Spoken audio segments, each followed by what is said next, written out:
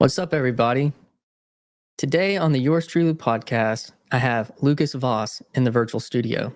The first time I remember bumping into Lucas was when Paul Vander Klay highlighted a video made by Charlie Brown from the channel Charlie's Little Corner, where Charlie was having a conversation with a person.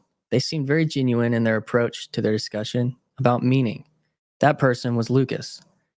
From there, the connection seemed more vague, bumping into him on X, formerly known as Twitter, and maybe seeing him on another video from Charlie's channel. Then last week, he popped into a live stream I was conducting on the topic of trust. We connected and decided to schedule some time to come on the Yours Truly podcast and practice some conversation craft. From what I've gathered, Lucas is finishing up his undergraduate studies in Egyptology in the Netherlands. He is engaged to be married and thinking about going for Latin America studies in his master's. He also operates his YouTube channel at Lucas Vos, B-O-Z, where he facilitates long-form conversations. He just last week had on Paul Vander Klay and has had opportunities to converse with John Vervaeke as well. Recently, he's had some other big names on his podcast, such as Robert Breedlove from the What is Money podcast and DC Schindler.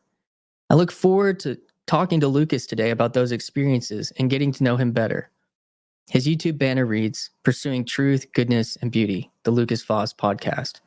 May we find ourselves in that pursuit here today as well. So, without further delay, I give you Lucas Vos. Hi, this is Christian Baxter, and you're listening to Yours Truly, a place we go to think out loud.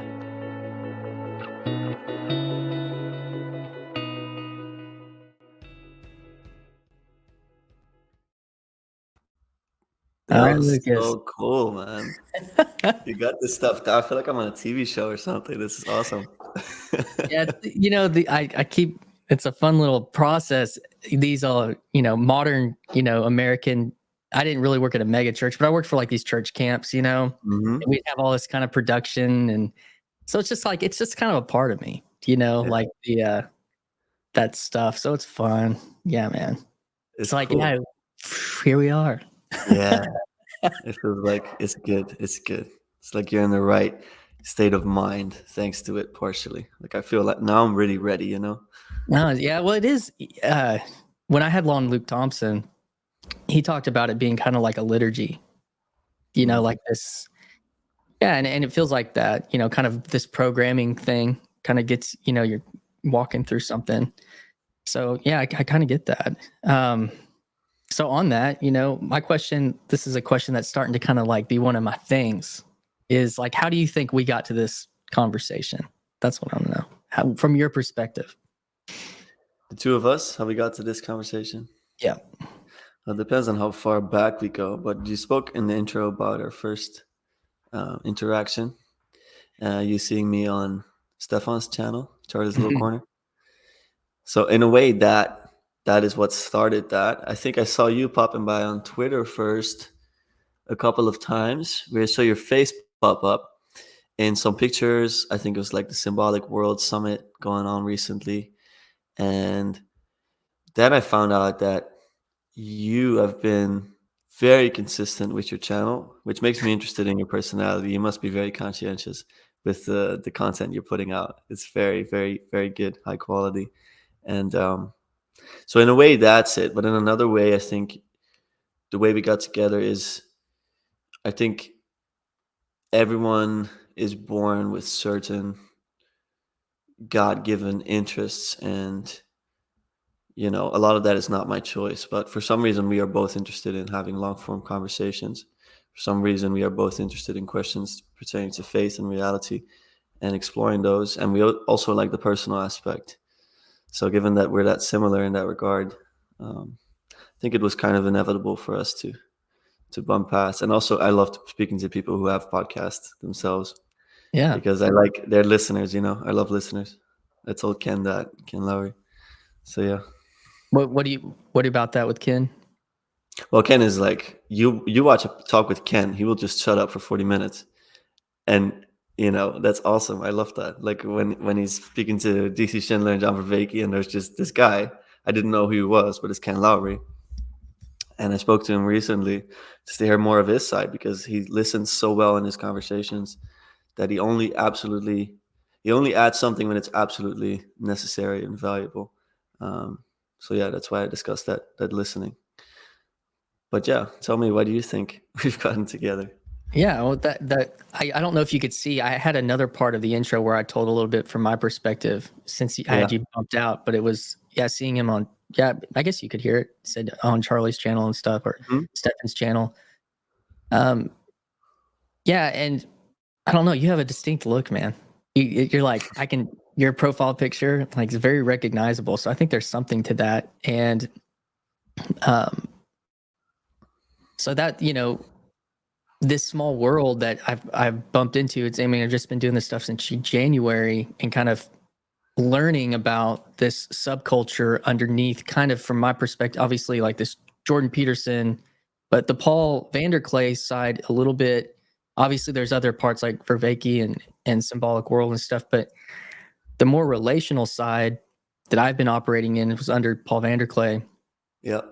and so you're just kind of like seeing these things, and he'll highlight something, or he highlights something I did, or and it's just like pointing your attention towards things, and then like you said, like look at your channel, like, oh, this guy's like the same kind of thing, like takes this seriously. He's working on this, and I mean, you've been kind of putting content out for a while. You have like 900 videos, and Yeah. so you've had some different, like, I'm sure, journeys along the way, and you were at that point you were a young teenager or something, like, because I think you said on your conversation with Paul, 22, Yeah. 22 about to now. finish up school. So yeah, I'm a good 15 to a little bit more years older than you. So and Yeah. um, but that's another piece of, you mentioned the I guess the ethic or the conscientiousness of the channel. So I mean, yeah, there is a personality aspect of that. Uh, when I used to like lead and operate like one of these Christian worship bands, there was let's get this song, very very good, and as good as we possibly can, and and then there's like the networking of it. There's the going and preparing for this event, and like I'm managing a little bit of social media, even though back then it was not what it is today. Like I've not done that since 2016. And even though for me that feels like not that long ago, like there's a lot that's changed, especially in your life, from 2016. So I'm playing catch up on a lot of that in some ways, but that's where some of that comes from. And then, like you said, you can kind of recognize it in other people when they're operating a certain way. So Yeah. that kind of leads me. Well, I don't know if you wanted to say anything else about that, but No, I'm happy with that. That's great. so that kind of leads me, I guess, even one of the things that stuck out to me initially when you were talking to Paul. I watched that whole podcast because you and I both like recently just like talked to him right back to back. Yeah. Um, was the part you said when and I would assume it's probably when you were talking to Robert Breedlove, like you said that you felt a spirit kind of come over you. That was, you said something like nasty or so, I don't remember how you described it. It was, and Yeah. I Okay. shared about that myself when on my third podcast, I'm talking to Jordan Hall. Of course, he's doing his own thing with all that. But like, as soon as he said yes, I felt something just completely, like his status and all that kind of stuff, like wash over me. It was very uncomfortable. And I was asking people to pray for me because I just like all these things. And coming from when I was your age, like, it's really cool to hear you talking to Paul about like that feeling. Because when I was your age, I wouldn't have said anything out loud about that, Yeah. and I would have just maybe tried to pretend to be humble and all that kind of stuff. Like, oh, this is. So I was interested in for one, why you shared that. I get, well, you were looking for some help, but also, yeah, more about what that experience, the last couple of people, and how you've dealt with that Yeah. mentally or whatever. That's perfect. I started this YouTube channel a couple of years ago, and I started it partially because I realized that if you want to get successful at something like YouTube, you have to do it consistently for a long time before you even start to get good at it, or you have to add some prior experiences that makes you good at content creation.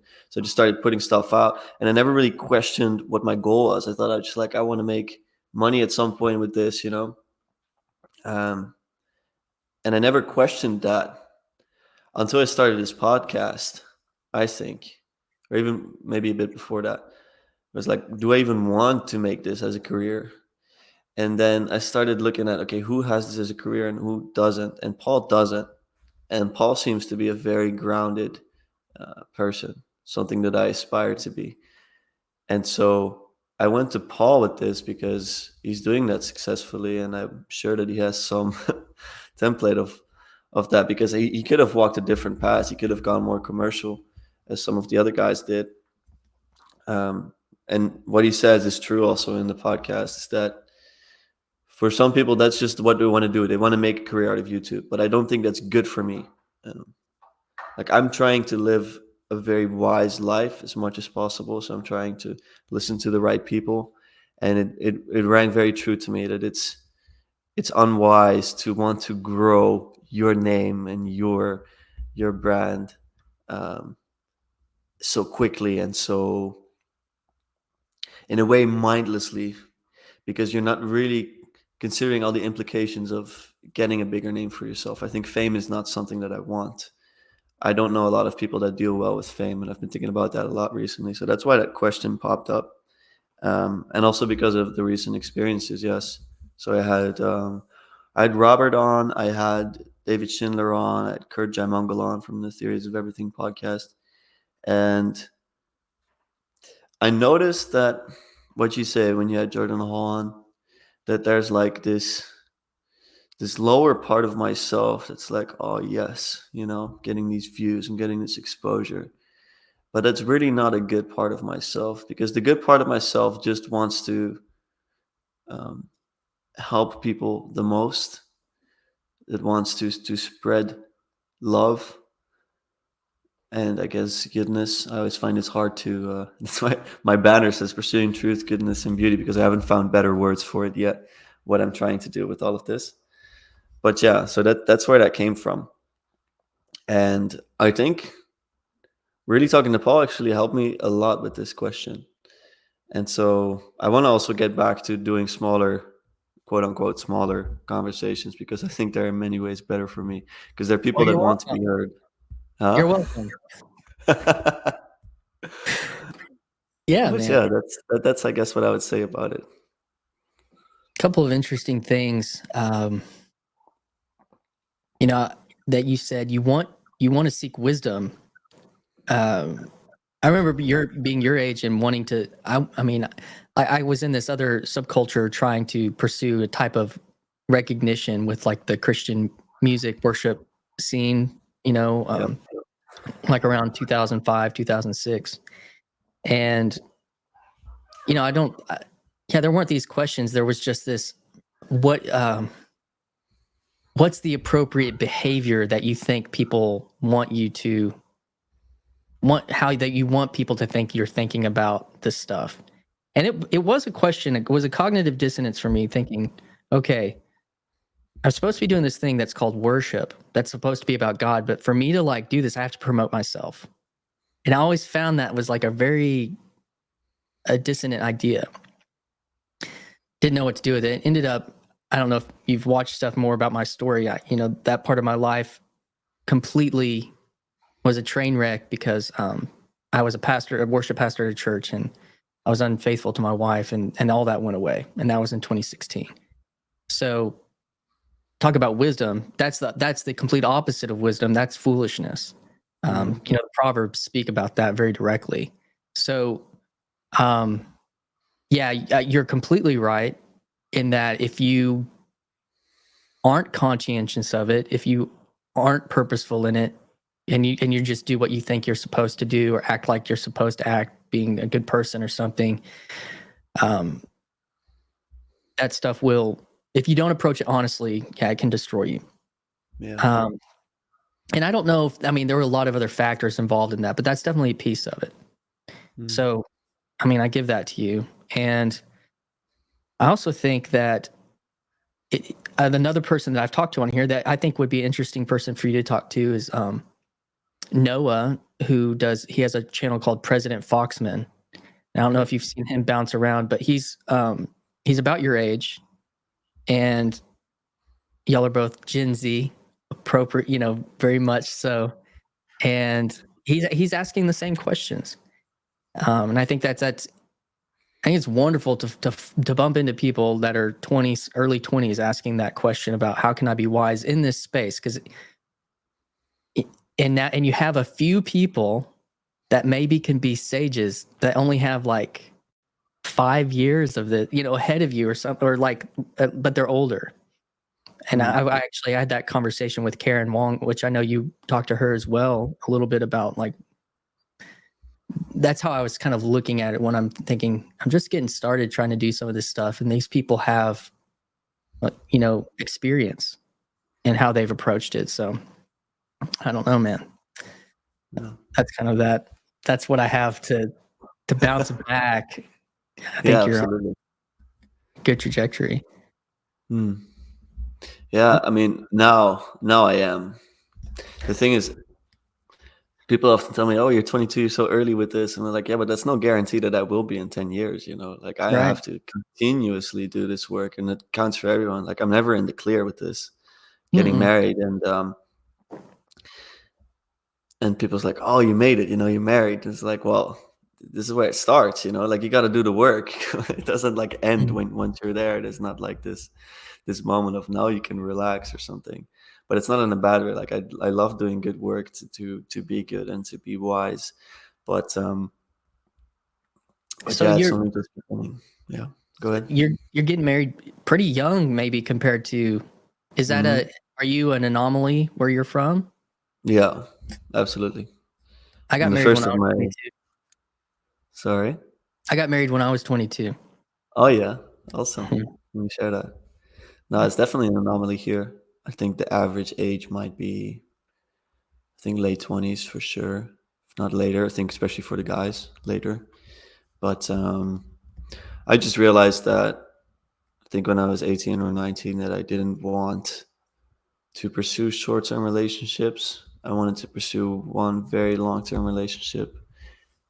And I think I owe a lot of that to Peterson, to be honest. I think he really inspired me with that. Um, like Peterson, I think is one of the very few people in the public eye that's kind of like in a semi-secular sphere of the world that is able to explicitly explain why it is good to find one person. And so, with my materialistic brain that I had and still partially have at that time, he was the voice I needed to hear for that, because I'd heard plenty of times that it's good, to get married, but it didn't have the right reasoning that I wanted it to have. And Peterson I think he's brilliant at bridging the secular and the religious, I guess. I was like thinking about Peterson. He's such an enigmatic figure, but undeniably compelling. But yeah, so it's definitely an anomaly. But I'm extremely happy about it. People in my environment are happy about it. I've been very surprised with how positively this has been received in our environment.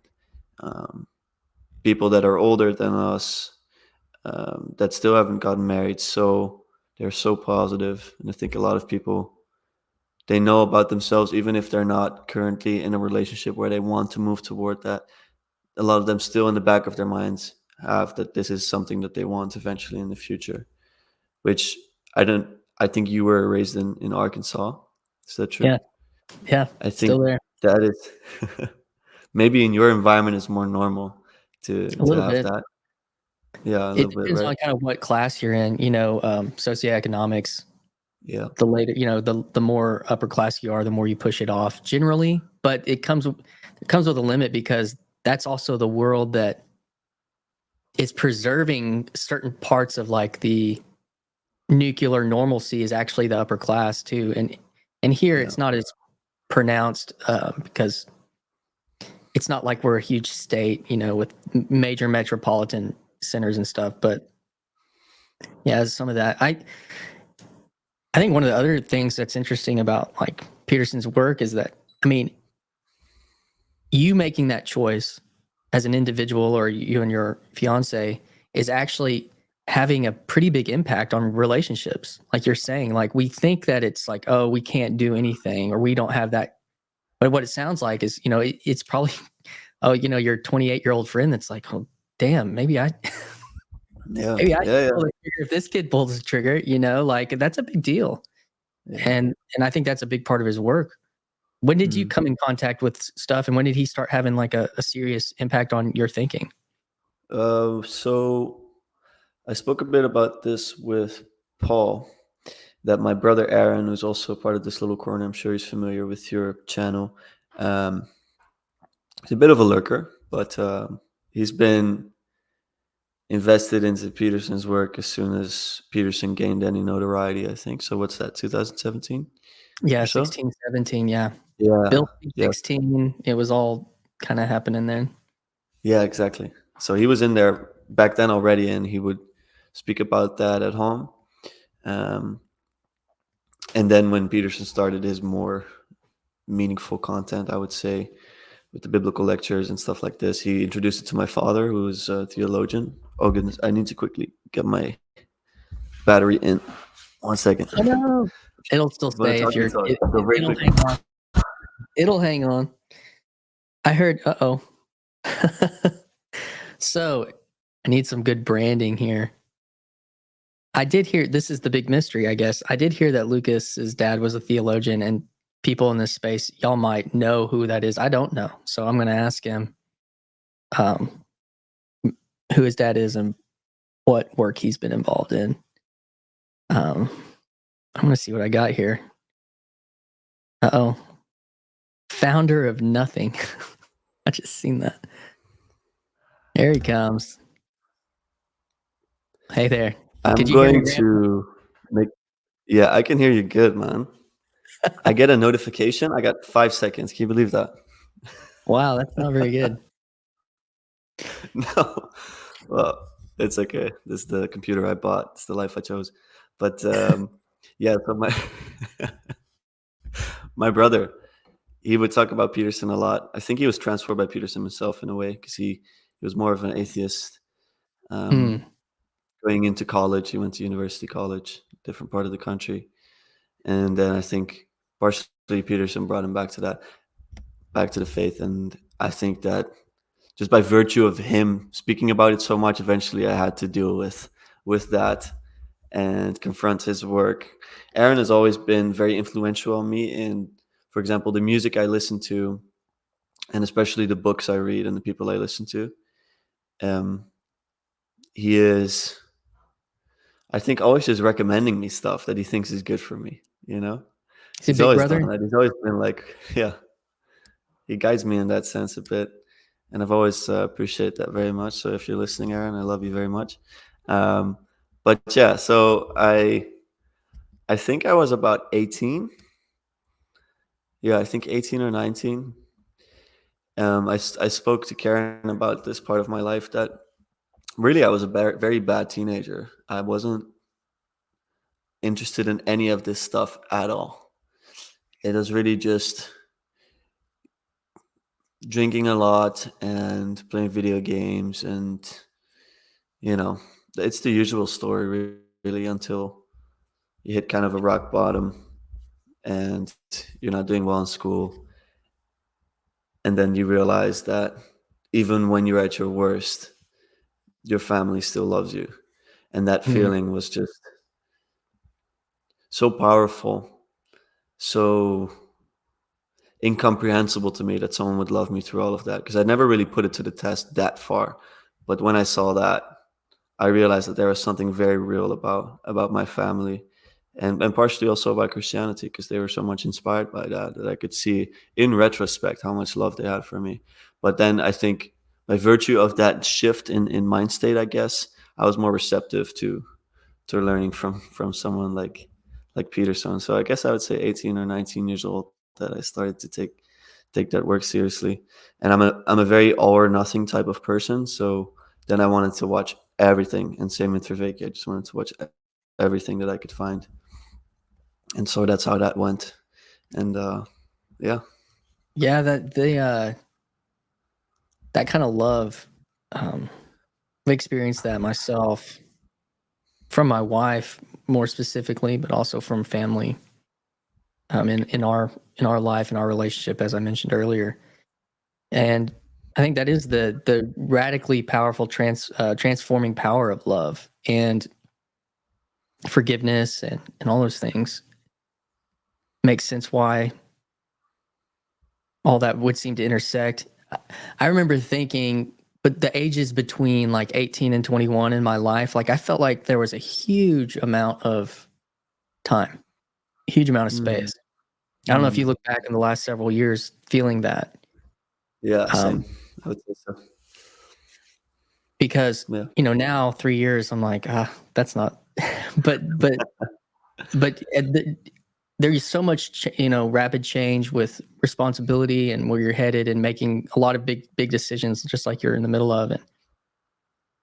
That it really is. It is a big time, and it's awesome that you're like I was mentioning earlier, like that that there's other voices in the culture that are breaking through and helping synthesize, this these two worlds that didn't seem like they could like meet, this faith Yeah. and then this rational thing that was happening, Yeah. and you're really part of that fruit, and but it wasn't just the ideas, it was also tangible through your family. Tell me about, Mhm. I heard Paul kind of poking at the fact that your dad is a theologian. Like, what work has he done? I'm not familiar with him, and what yeah, what kind of church or part of Christianity that have you been involved in? Yeah.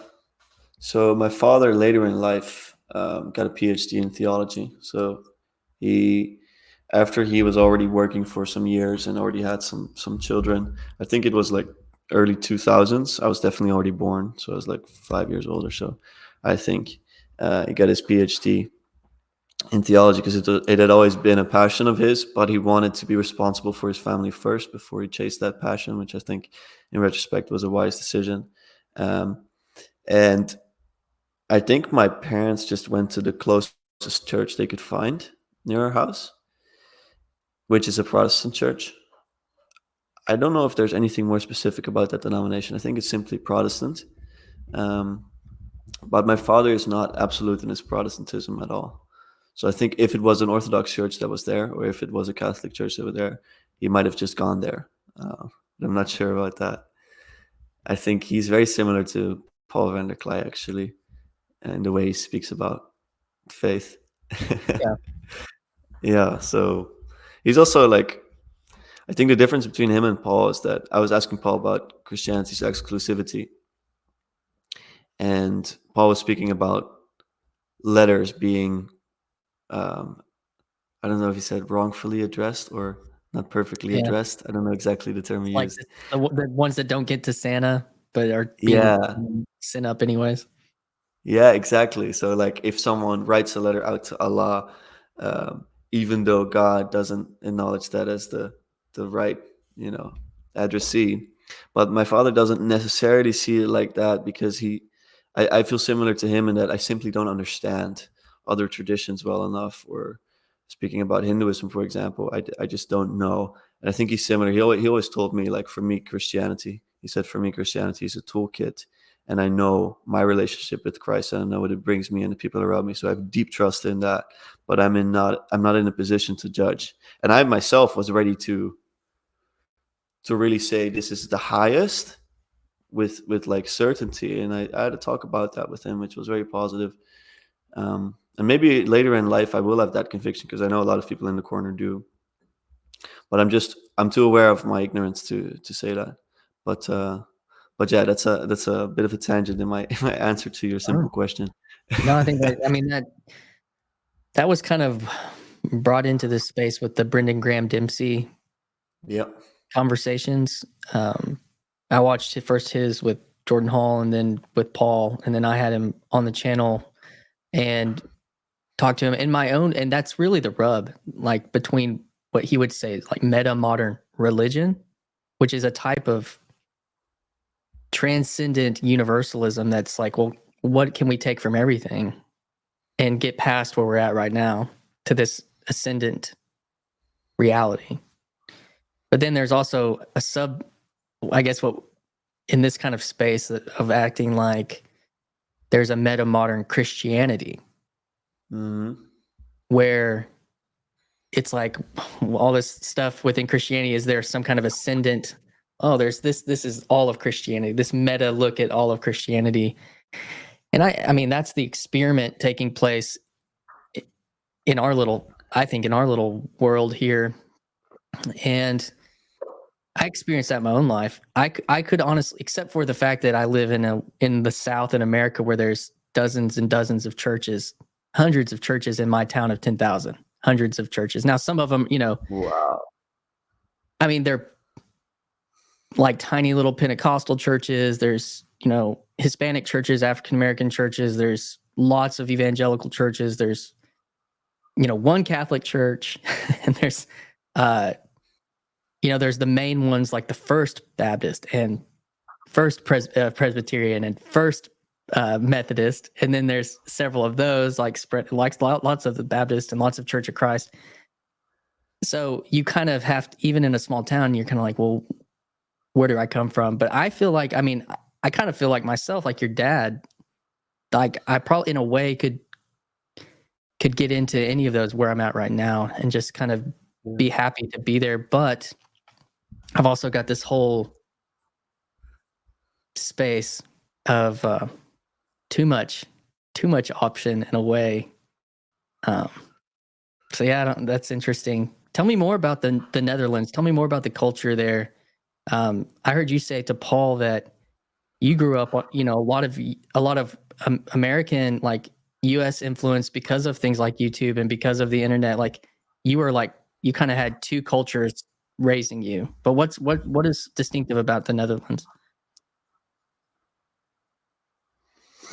About the Netherlands. Let me know if my connection is a bit unstable, by the way, if I'm talking, if it sounds okay. Because I was Yeah, it sounds just good now. It's a little drifting a blurry a bit. second ago. You hear me okay? Yeah. Okay. What is distinct about the Netherlands? Well, the Netherlands is quite secular, I would say, overall, at least explicitly so. So if you ask people on the streets, are you Christian? Are you this or that? I think a lot of them would say that they are not. But a lot of them are like culturally Christian, like Richard Dawkins is saying now. Uh, um, I think they don't realize that once they stop believing in the story, that they're probably going to lose that cultural Christianity. I think the Netherlands is quite Protestant overall in the last couple of centuries, I'd say. Is this a religious question or more of a broad question about the Very Netherlands? broad. Give Yeah. me anything. That's fine though. Either way. The Netherlands, people here are quite good at English, I would say. I think we are very Americanized, especially the younger generations, as I said to Paul. I think that, so for example, if you go to Germany, a lot of the TV shows, they will be dubbed in German. Um, it's similar in some Scandinavian countries, or if you go to France, I think it's also similar, where they will just put the French language over the English one. So you're watching a Hollywood movie, you just hear French. In the Netherlands, we don't have that. Like we have subtitles. So we have been very Americanized, which I think is partially why we're so good at English.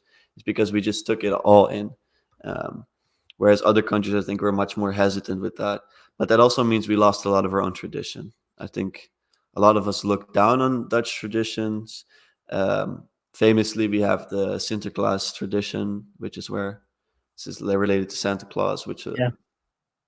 creates a lot of controversy because the helpers are they're Black Pete's, that's what they're called, and so that raised a lot of controversy with people from America that came to the Netherlands, where they saw that as slavery, and I think there's a point to that for sure. But so overall, it adds to the sentiment of Dutch people, I think, not as seeing a lot of value in their tradition. At least I live in the city. Of course, it's different when you're from the village. But yeah, those are some things I would say about the Netherlands. I think people are quite friendly, but also very direct. That's difficult for some people. Some people find that to be a complete relief. So my partner, she's French, and in France, the culture is often more dancing around the truth and like not really saying it. But here, people will just tell you, like you get something in your teeth, they'll tell you, or you're doing something wrong at work, they'll tell you very bluntly, but because they want to help you, it's not out of a meanness. Yeah, that's interesting. Yeah, I think there's Southern hospitality is a little bit of more like that French thing that you're talking about. But then when people talk Mhm. about rudeness, like up north, it's a little bit Yeah, more like that. yeah, Um, so on that note, like, what is so I see. So is Aaron and Stefan like y'all kind of have like a relationship here on yeah. YouTube? And I know Stefan's in Germany. Where's Aaron at? Aaron is in the middle of the country in the Netherlands. Okay, so he's there with you. Yeah. What is kind of the European uh space with this corner? Like how do you see that? I don't know. I think it is like slowly growing, but it's quite small. Like the Netherlands, we have an estuary group, but it's extremely small. It's not as active as a lot of us want it to be. Um, I think there might just be a lot of lurkers and not people that are not very participatory. But I've met a couple of them. I think it's not as vibrant yet, but there's work being done on that. So we had a German festival last year on which Aaron spoke as well about Nietzsche, and we'll have another one this year at my parents' place, hopefully, if all goes well, and then we'll see more of the German side pop up. But I mean, this all relates to this idea of community, right? In this little corner, and I think that's a lot related also to Paul. And I only got into Paul recently, partially because my brother guided him around the Netherlands the year back, Oh yeah, and that's then I right. met him. Yeah, I met him in Amsterdam last October. But I had not been really involved with this community aspect at all before that. I was just listening to Verveke and to Peterson. So I think that my brother would possibly answer this question better because he's a bit more involved in it.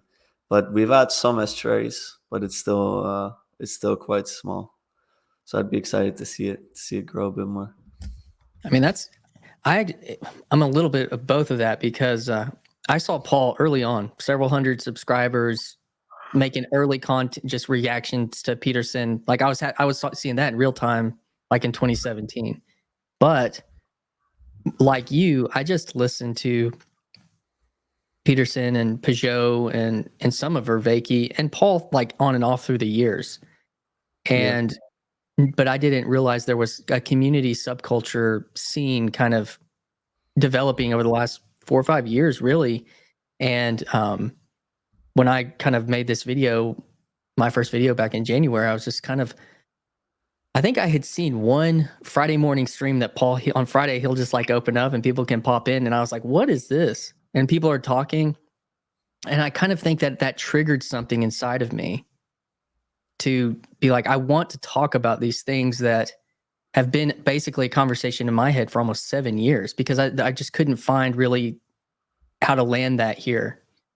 yeah, And a lot of what people see of Peterson is more of a political, brash figure that's, put forward and from different media and didn't encounter him in the same way that like you or I did. And so there's kind of like two ways, people encounter that as well. And so that was my kind of connection to this. And I think, um, yeah, that conference that Paul did over there, and when I've heard Charlie talk, or say Charlie's Little Corner, whenever I've heard Stephen talk, just about, like I said, oh, there's hundreds of churches in my little town, like, and he's like, what are y'all worried? Why are y'all talking about like all these American faith problems?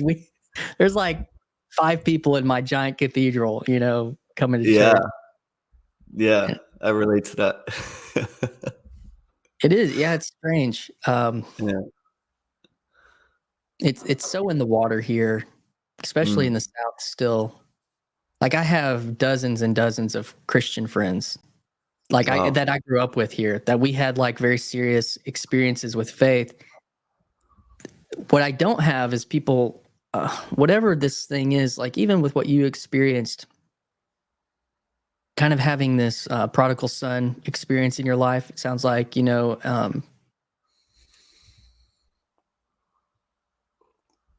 something about the about an I don't know if honesty is the right word, but something about like an honesty with suffering that whether it's existential or whether it's something that's really happening in your life, that I think that that's part of the conversation around Peterson, the people that slide into one section of him that it relates to. And then then if it's existential and people are finding more meaning through somebody like Pageau and Vervaeke, I think that's part of it. Yeah, yeah, absolutely. So let's see, you're Gen Z. How do you view millennials? Like, what's your perspective on the millennial people? Well, you tell me, where's the cutoff? Is it 95? Yeah, I think so. My brother is he's 10 years younger than me, and he was born in 95. And so I think that he is either considered like the last of or the beginning of, something like that. So, and where's the other cutoff? So you have 95 until Somewhere early 80s. Yeah. early 80s. Okay. I'm even trying to think like who I know from the, I mean, I guess, for example, Robert Breedlove should be in that bracket. Yes. Like these people that, um, I don't know, you grow up in the 90s, if I'm correct. Yeah, you grow up in the 90s.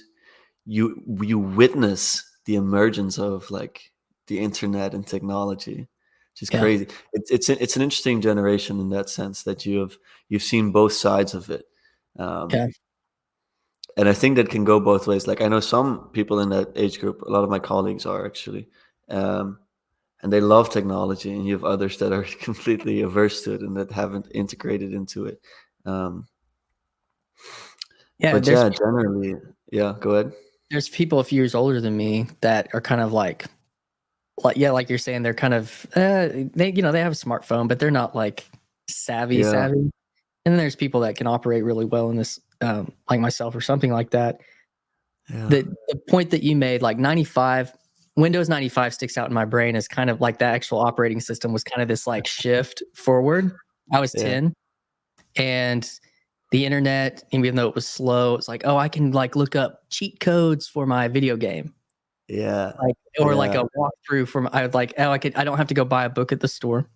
And then obviously got an yeah, email. That all happened between like 95 and 2000. Like I had some real tangible, oh, I could use the internet to help me with video games. yeah, And yeah. That's then actually crazy. I got a cell phone when I was 16, just like a Nokia brick, just like, and that was, yeah, 16 years old. I was 2002.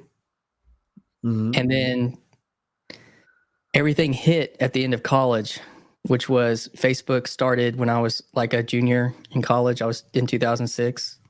And we were doing a little bit of like MySpace and this thing called Zanga, which was mainly like blogging. And MySpace was more like Facebook. But then 2007, the first iPhone released. And then by 2010, Safari on the iPhone had kind of like solidified a little bit. Yeah, And then Twitter, that made mobile Twitter crazy. And yeah, like there's like definitely like a timeline of like that experience and that integration as it was happening and being a young person, just like, oh, this is the next thing. Yeah, yeah. it was fun. No, but like it's much more interesting hearing it from your perspective because I don't have that perspective. I just grew up inside of it, Yeah, so I love yeah. asking people about it. Well, Yeah, what do you feel like that? What's distinctive about that for you? Just always having like, when do you remember getting on YouTube for the first time? very early, I think. Yeah, my Too son's been on. early, really. Yeah, Huh? I have a 7-year-old who we put all Yeah, sorts of little shows on from YouTube, but for all my kids, really. yeah, yeah. So I imagine very, very early on, like maybe 5 or 6 years old, but like what I think is interesting about my generation is that a lot of us don't watch TV as much anymore. We're really internet generation. Hmm. So I remember when I was into video games as a kid, I would like to watch streamers. That's also a big phenomenon now Yes. with young boys. Like they watch these guys or girls play video games and just comment on it, and it makes you feel like you're kind of there. You know, you have your little community, and it's just really odd. I think it's really we have not just the usual couple of TV channels, but we have millions of different internet channels now that we can plug into, and that's for better and for worse, because you can really find your people, but you can also feel even more alienated from the environment around you. And that's definitely a lot of what I'm seeing around me. Yeah, it's hard to find this term that's kind of came out, the monoculture. Like, it's hard to tap into that. Yeah. Even this year, the most monoculture thing I experienced was the Super Bowl with the Taylor Swift narrative going on with that. Like, my daughters are 14 and 10. And it was Yeah. like my 10-year-old watched the whole Super Bowl and she's never watched a football game in her life. That's powerful. And the other thing I noticed was all the actors in the commercials. Like, when I was growing up, Super Bowl commercials were interesting, but there was nobody famous in a Super Bowl commercial. And then this year, it was all A-list actors, but the youngest one was like my age, Michael Cera. Yeah. He was like the youngest actor and everyone else, because that was the only time that people were going to get eyeballs, like all in one place. Yeah. I see. That's actually such an interesting. Yeah, that's true. It was one of the only used to back in the day, Lucas. Everyone was watching primetime television, like you were saying, and everyone had to be there at the same time.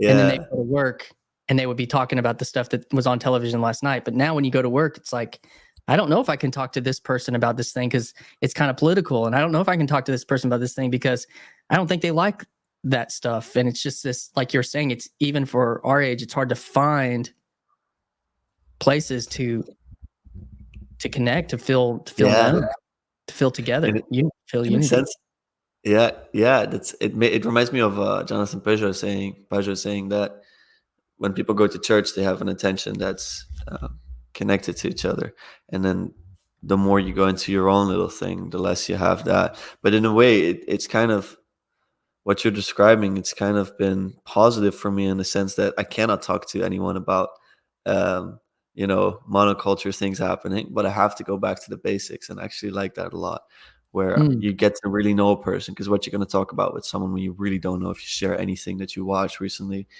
you just get into their story.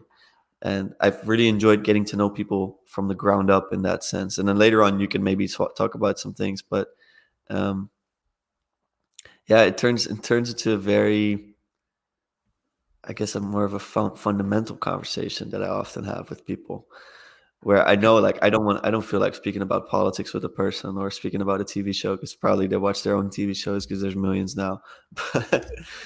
But what we can connect on more fundamental things, I guess. Yeah. I love that perspective. It's made me think about two things. Like, one of the last things that was binding at least the millennials together was like Game of Thrones. Yeah. Was one of the last things people have watch parties because it was still serialized.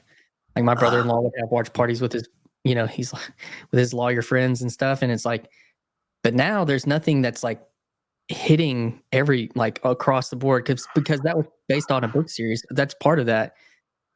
Dune is trying to have a moment, Barbie movie, there's a few little things trying to like bind people together. But what's interesting about that, and even our conversation and going to a place like Symbolic World, is it's almost like we've forgotten that we could, like, as I was talking about the water cooler thing, it's almost like, oh, this is a place to have the water cooler conversation about this stuff.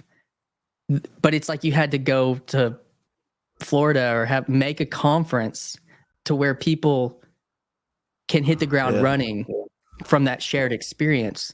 And it's such a unique experience, with it being philosophical or something like that, or theological.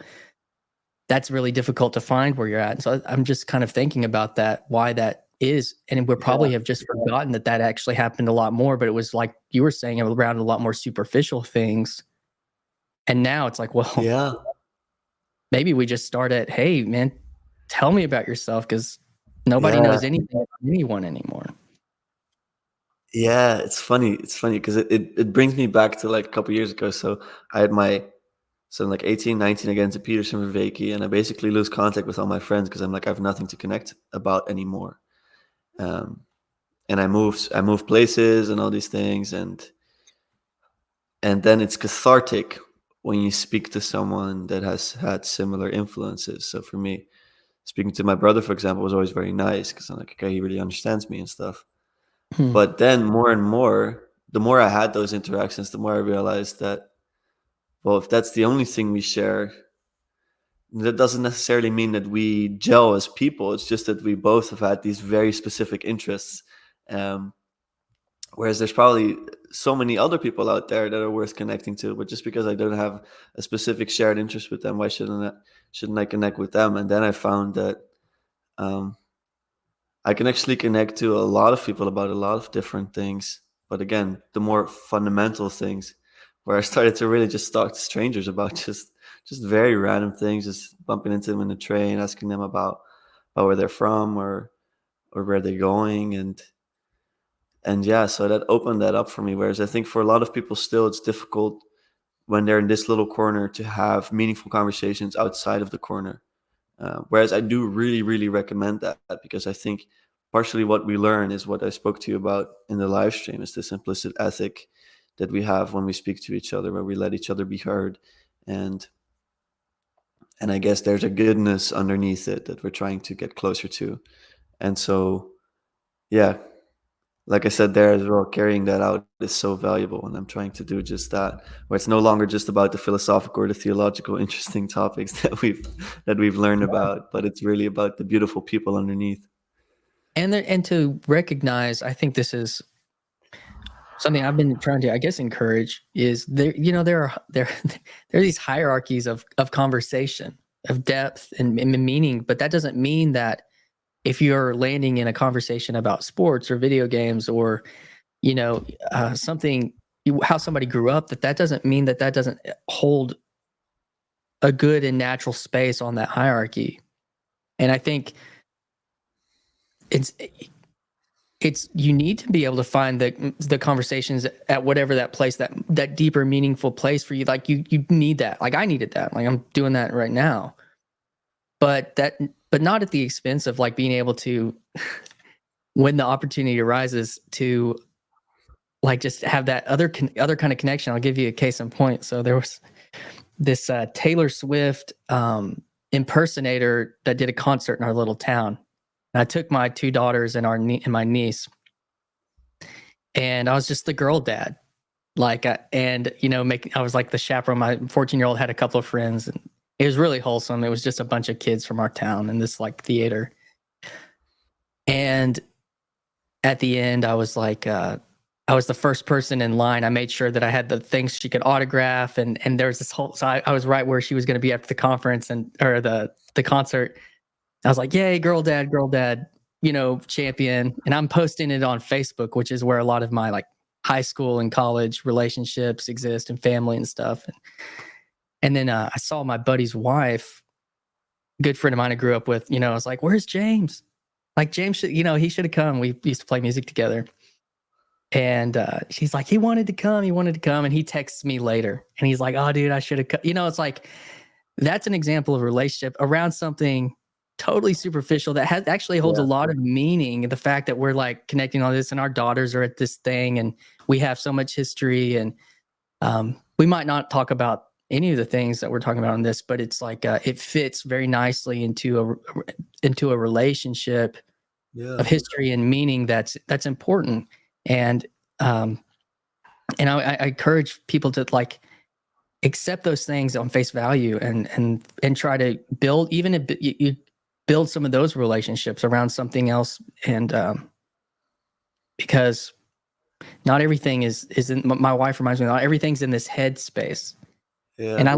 I liked how you went to all taking that to worship, like with what Pageau talked about, because that's also maybe one of the reasons people are also being attracted to this unified experience, that it's hard, yeah, well, I'm not going to pay for a football ticket every week to go have this unified experience or even this concert. People are paying a lot of money but like church is something that you can do that. I mean, you need to be giving to the poor and stuff, but that you can do that weekly, Yeah. that unified experience that we're Yeah. like hungry for, embodied. Hmm. Yeah. I'm also saying, when you spoke about the Taylor Swift impersonator, that you don't need that good of an excuse to just connect with people. And I'm seeing that more and more. Like recently with my friends, we've just been connecting about cycling to the ocean in the morning and just going in for a sec. And it's like, it's not really about that so much. Like it's about so much more than that. It's about having a consistent routine of seeing each other and checking up on each other and seeing how we're doing. And then you're very right in making the point about church, where that's that, but so much more, so much deeper, where you introduce the vertical relationship where God comes into the mix. Of course, I think God is in many things, and God is where people where people are that are in good faith, but even more so in church, I think it's magnified. And so, yes, it's great that we're doing this, and then eventually, hopefully, it leads to more participation in sacred space. Yeah, how have those kind of conversations, like you're talking about the cycling, but also the church, like has that been like, how have these people like Vervaeke and Pageau, like what kind of influence have they had on you in the last couple of years too, other than Peterson? Yeah, so for Vakey, I think I owe so much because I was most receptive to him when I was younger.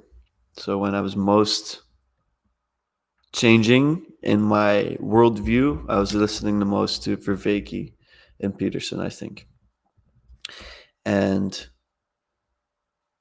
I think Vervaeke with this framework of the four P's, so the propositional, perspectival, participatory, and the procedural, got me to see got me to open up a new frame as to in which I could interpret church going, for example, where I grew up so propositionally, so much people asking me, like, do you really believe this? Do you really believe that? To Mm. just seeing, when I spoke also about that experience with my family, seeing how those people behaved, seeing how they participated in God's glory, seeing how they acted. And so Vervaeke got me to realize that switch in perspective, where I no longer looked at people as to what they believed, but I looked at how they acted, um, and I could see so much more value in that. Because it's, in a way, propositions are so superficial, because a lot of people don't even know what they believe, but they will say what they believe, but they probably don't even know. But I can see how they act, and I can see how they act when no one's watching. Sometimes, when yeah, when the spotlights aren't on, and so that I owe a lot for Jonathan. Of course, also you learn a lot from this guy because he's so brilliant. He's intelligent. He teaches you everything about cognitive science. You get a whole history of the Western world, and it's like full of insights and things you remember. But in retrospect, that's not what stuck with me most. Even though I learned a lot from that, but when I speak about it, I think so much more about also how John behaves and the goodness John tries to pull out of people. Um, some of his work that's most influential on me is when he speaks about the hermeneutics of beauty and letting someone's beauty unfold in front of you, and when he speaks about falling deeper in love with this partner, like that's the stuff that sticks with me because it's most real to me. Um, so that's what that started with. For Vake, I listened to the most, and then Jonathan Pageau I got into later because I think at some point when Peterson got sick, Pageau filled this gap. I think that's been pretty well documented. The first time I watched Grim Grizz, he spoke about that. Like Peterson got sick, and then this guy came around, the symbolic world, and it was just perfect timing. Jonathan, I listened to, and I'm like, you know something that I don't, and you're onto something. Like you see the world in a way that I would love to be able to see it, but I'm not able to do that just yet. So I'm just gonna keep listening, even though a lot of what he's saying did not make any sense to me at the time, but it made just enough sense for me to stay listening. Probably because of Peterson. Yeah. Yeah, because here's this guy who seems to be very rational, and you can really follow him in a left hemispheric manner where you can follow the analytical argument. And he's obsessed with Jonathan Pageau as being one of the deepest thinkers he's ever encountered. And sometimes Jonathan will say something that seems so absurd from a materialist frame, but then it actually makes a lot of sense if you get deeper into the symbolic worldview. So yeah, I owe Jonathan so much. The main thing that I think Jonathan taught me was the importance of participating. Um, He's the reason why I always wrestle with this question about going to church, and why I really think I should. Like, you think he really articulates that super well. And so the both of them, these two gentlemen, have been foundational in my understanding. But I think now also I'm at a stage where I'm just going to take their lessons and I'm going to try to embody them more. And I don't need to listen to them as much anymore. You know what I mean? Yeah. Well, we all only have so much to give, Yeah. that from our experience and from what we study, and unless you're continuing to put things in, and and they have a message and they have a purpose with what they're doing, and it's going to continue to get out to more and more people. But if you've been in that space for 3, 4, 5, 6 years, then it's like, okay. I also think that's part of what was like to try to get into an actual, participating in a conversation, or obviously you were talking about in worship as well, like putting these things, because these ideas, they sound so fast and interesting, but then like we put them into our lives and it's like, go to church, sing this song, listen to the Bible. Like they're not like crazy. Ride a bike Yeah. with friends. Yeah. Like, but consciously doing that and consciously appreciating them, I think is part of the key, and realizing what it's consciously giving them value that you can't give through just proposition. Mm. And the other thing, the one of the things recently that I heard Pageau, that's one of these examples maybe of hard to understand, is he goes, from my perspective, or the Earth is only 8,000 years old, or he's like, he's saying that not because what the geology says, but because that's what humanity maybe can just say, or has been able to say, that we exist or something. And so Yeah. that's how old the Earth is, because that's how long we've been able to say I live on Earth. Yeah. Not necessarily like, but it's like, that's almost like a symbolic understanding of how old the Earth is. And I remember hearing that, and like, what does he mean? What is, it's like, and it takes a second to kind of like wrap your brain around what he's saying about something symbolically. And that was one of those bridges, I guess, of, because what also allows you to have a conversation with people who may scientifically be stuck there. And you can say, yeah, in a certain way, I see that's how old the Earth is. Yeah. And then you can be like, well, I kind of theologically see it this way, but obviously, the scientific record would show some different things. And so you can have a conversation over here. It's pretty powerful. Yeah. And anyways, that was what was coming to mind when you were talking about that. Man, yeah, it's funny because I know Jonathan and Matthew, that they when they grew up inside of, I don't know if it was a Protestant church, I think it was but Baptist. Baptist church, Mhm. where they really empathized so hard with atheists, because a lot of people in there also, in their experience, did have this materialistic understanding of the world, but then they put the Bible inside of that. So it's like taking that 8,000-year-old number and not make it symbolic, but make it materialistic. And that's, I Yeah. think, where the great divide happened. And then some people will come out of that being like, okay, I'm hardcore atheist. Some will come out of that being like, no, I'm holding on to this even more. And if you say anything that conflicts with my worldview, I will banish you out of my Because life. it falls apart. Yes, exactly. So I had that for myself in my life.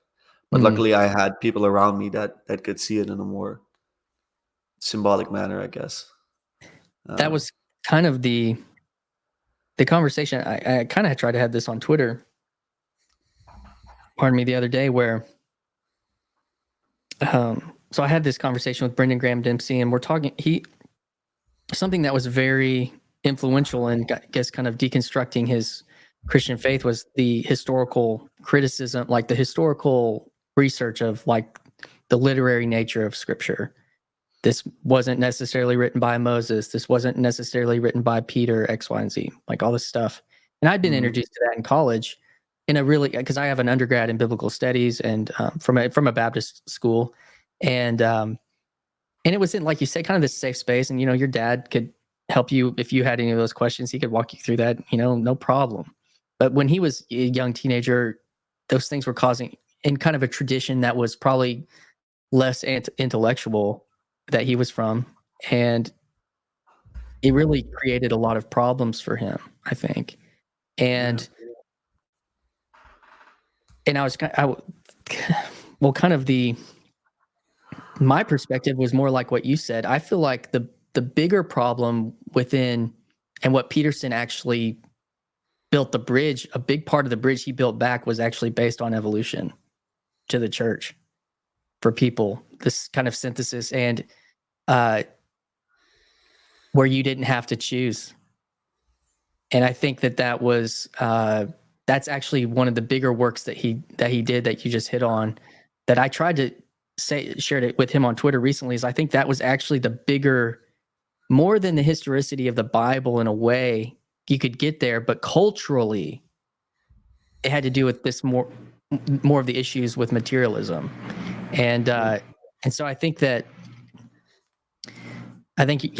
hitting on that. That's my diagnosis, actually. But can you expand on that with evolution? How the evolution ties into that? Or are you saying the evolution of what? Never mind. I think you used the word evolution as a development, let's say. Well, just that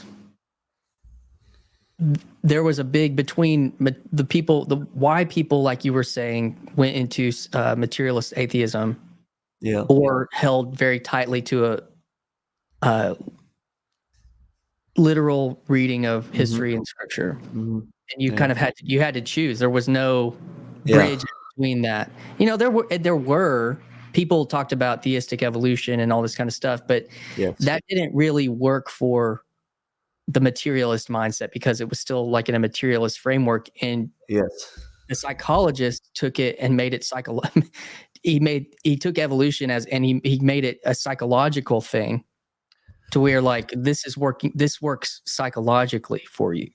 You didn't realize how much you needed this psychologically. And it's like, okay, well, maybe I'll go participate in this psychologically. But there was also history and trauma probably drawing people into these spaces as well. But then following that followed some belief.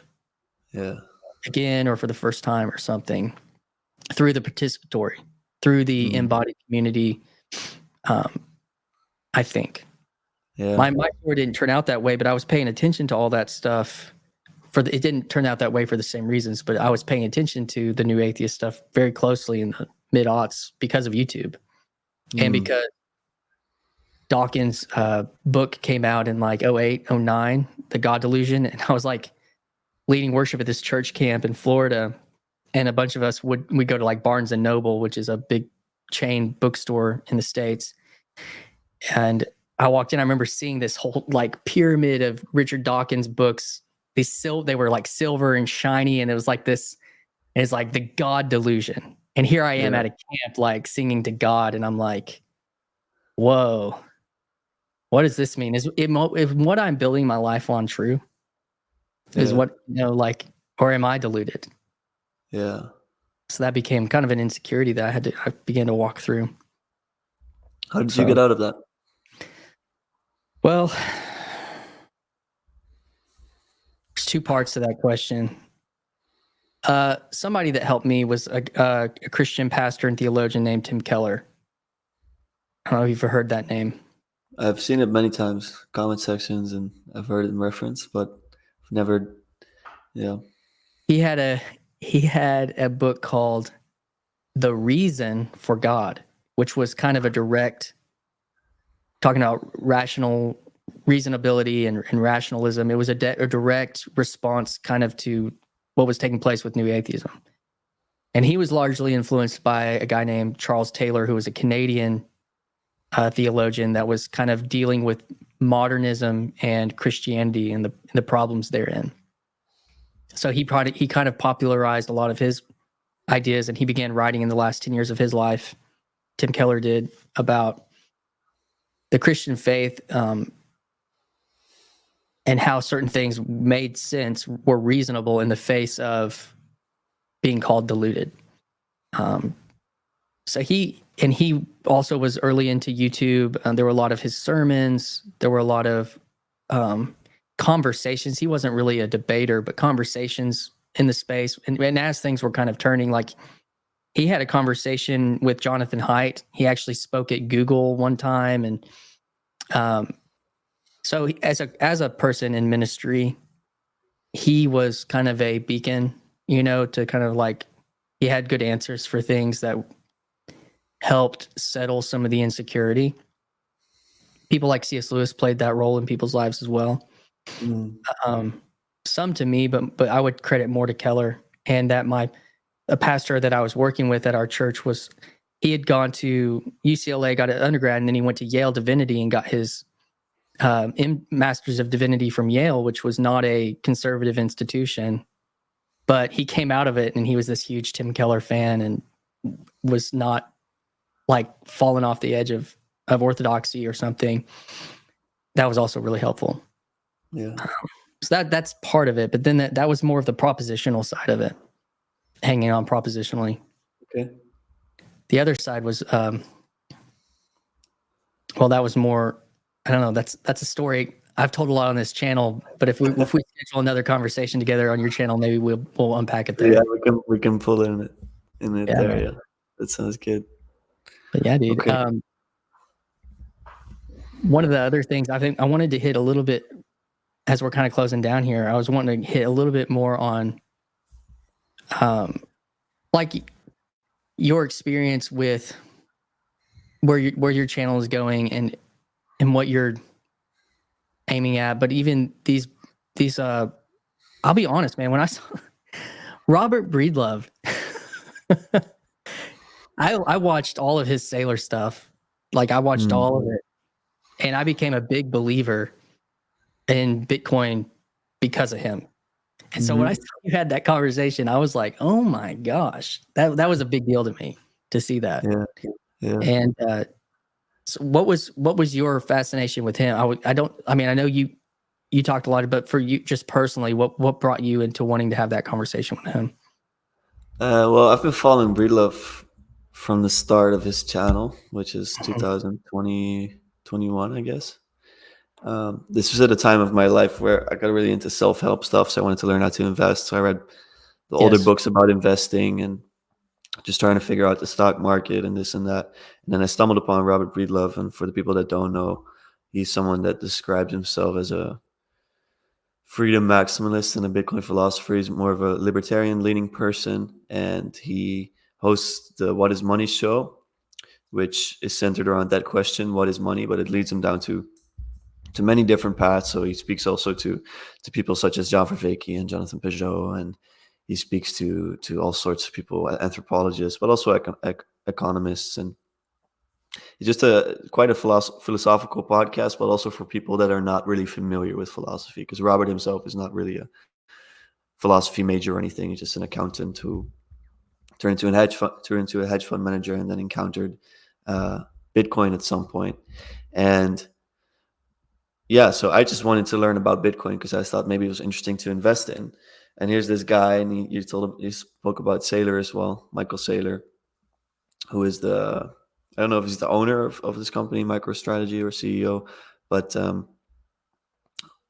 he and Robert did a series about, I don't know if it's money, much more foundationally, it's about First principle understanding of money, and then human action. And yeah, they just went down the whole rabbit hole with history as well, and economy, I guess, in a sense, but making a case for why Bitcoin, I guess.